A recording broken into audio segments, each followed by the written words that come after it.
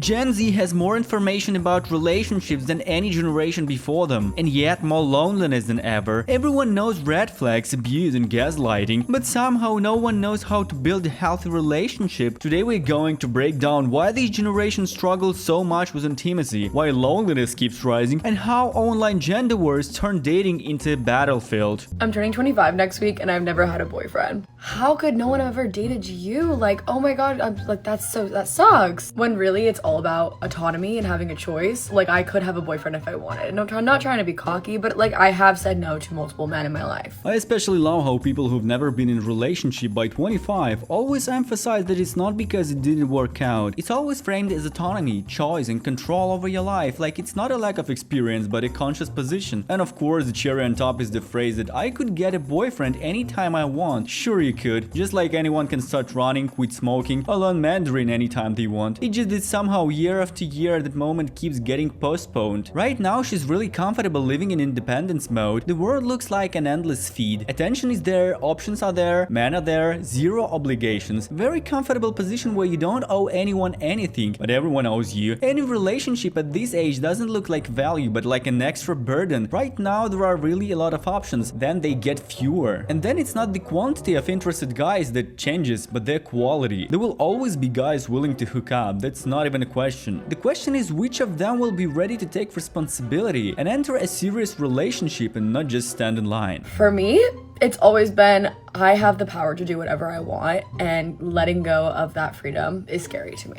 And it might sound selfish, but also I think it's okay to be selfish when you're in your young years, in your 20s. Like, what if I want to be able to do whatever I want to do? I'm always amused when people start delivering whole philosophical treatises about how freedom is the ability to do whatever you want, and how the thought of giving up that freedom is absolutely terrifying to them. Sounds beautiful, almost like a quote from Nietzsche, but if you strip away all that verbal tinsel, what remains is a simple truth. It's convenient for me to live without obligations, and I don't want anyone to demand anything from me. And then inevitably comes the classic, being selfish is normal. Of course it's normal, the only question is if you are already living exactly how you want and believe this position is correct, why even record the video? When a person is confident in their choice, they don't need to justify themselves. They just live how they like and don't put it up for discussion. And I think that's the part that annoys me the most, is people looking down upon me for never having experienced a real boyfriend-girlfriend relationship. That doesn't mean that I don't know the green and red flags to look for, that I'm not a mature adult, and that I haven't seen it all. And at this moment, the favorite argument of all theorists immediately appears. I already know all the green and red flags. Of course you do. You watched all the TikTok. You can basically get a psychology degree there without leaving a bad. The only problem is that knowing the flags doesn't equal experience. Until you have been in the situation, you don't know which flags you'll notice and which ones you'll happily ignore because, well, he's actually a good guy. Also, babes, like, I'm a hopeless romantic. Just because I haven't found it doesn't mean I don't want it. Like, why does something have to be wrong with me? Here's where the magic really begins. Literally a minute ago, this person had a million options, absolute freedom, no need for relationships, and a complete control over their life. And now it suddenly turns out she's actually a hopeless romantic, and the fact that she hasn't found anyone doesn't mean she didn't want to find someone. And at this moment, Logic didn't just leave the chat, it packed its bags, closed the door, and moved to another city. Oh my god.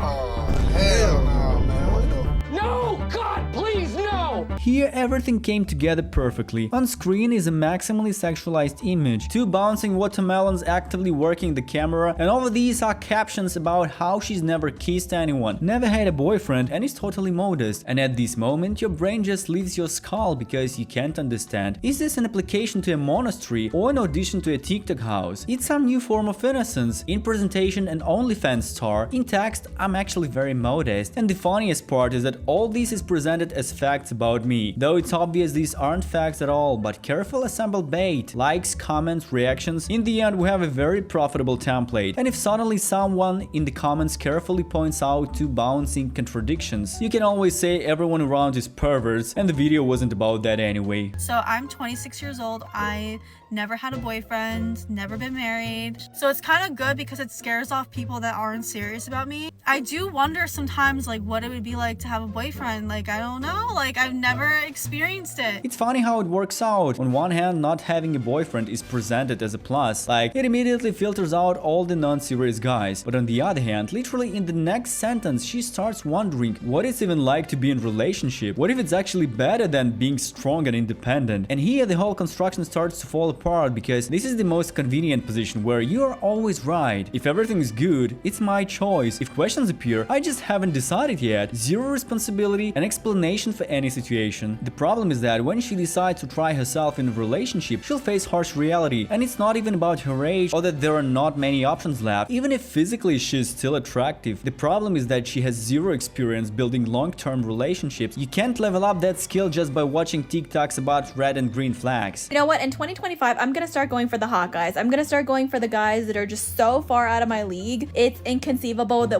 but when I go for someone who's like, oop, a little below me, and they still don't want to go out with me, or even worse, treat me like shit. Very convenient logic, by the way. When you aim for guys who are so out of your league that contact with them is fundamentally impossible, that's not rejection, that's, well, it was unrealistic anyway. Self-esteem intact, ego clean, zero questions. And that's exactly why top-tier guys seem safer. They don't reject you personally, they just exist somewhere far away like an abstract idea of success. In the end, it's a perfect scheme for avoiding reality. High bar so you never get real rejection. Men never usually want to go out and date me once they find out. I often wonder why guys reject me. I've never had a boyfriend and it feels like everyone else is in a relationship. Maybe it's because I'm shy and get nervous talking to guys I like. I worry they think I'm awkward or not interested. I also compare myself to other girls and feel less confident. Rejection hurts and it's made me afraid to put myself out there again. Sometimes I think I'm too picky, or maybe I'm just haven't met the right person yet. I know I need to build my confidence and believe I'm worthy of love. For now, I'll focus on being the best version of myself and trust that the right person will come along when the time is right. Yeah, classic. I'm not chosen, I'm rejected. Everyone has relationships except me. And the reasons are, of course, maximally mysterious. Sometimes I'm shy, sometimes I'm awkward, sometimes guys just aren't right. I absolutely love this moment where a person is simultaneously too shy to communicate normally, too traumatized to try, too special to lower their standards, and still sincerely doesn't understand why there isn't a line of men outside the window. I'm afraid of rejection. Yeah, because rejection is a unique experience that only happens to you. And everything would be fine, but meanwhile, in the frame, basic demonstrative body presentation as to camera. And here rises a simple, almost childlike question. What kind of man exactly are you expecting to attract with this presentation? And why are you then so sincerely surprised by the result? Because men who react to this visual usually don't come for conversations, not to get to know you better, and definitely not for a long-term thing. They come for what they were shown, and then starts the favorite trick, expecting a serious relationship while continuing to broadcast your ass to the internet and sincerely not understanding where exactly the glitch happened. I have seen and been the primary source of advice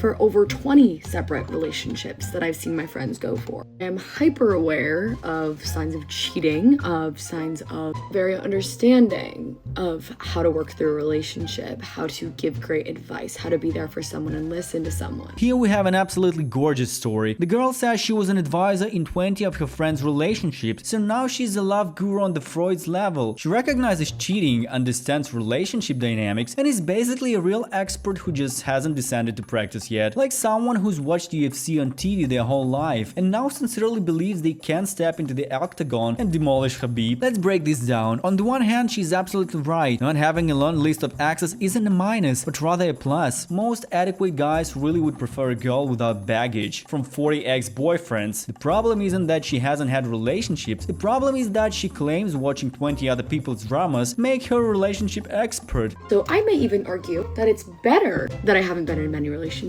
because I'm not just codependent on male validation, but rather I am waiting for the right person because I don't think it's worth it to waste someone's time if I don't see a future. When you're sitting on the bench giving advice, you don't bear any responsibility. And the funniest part, she says she's waiting for the one because she doesn't want to waste anyone's time. Sounds noble, of course. Only here's the problem. How will you know it's the one if you have no experience to understand it? It's like refusing all dishes in a restaurant because you're waiting for the perfect one that you've never tried and have no idea what it should taste like.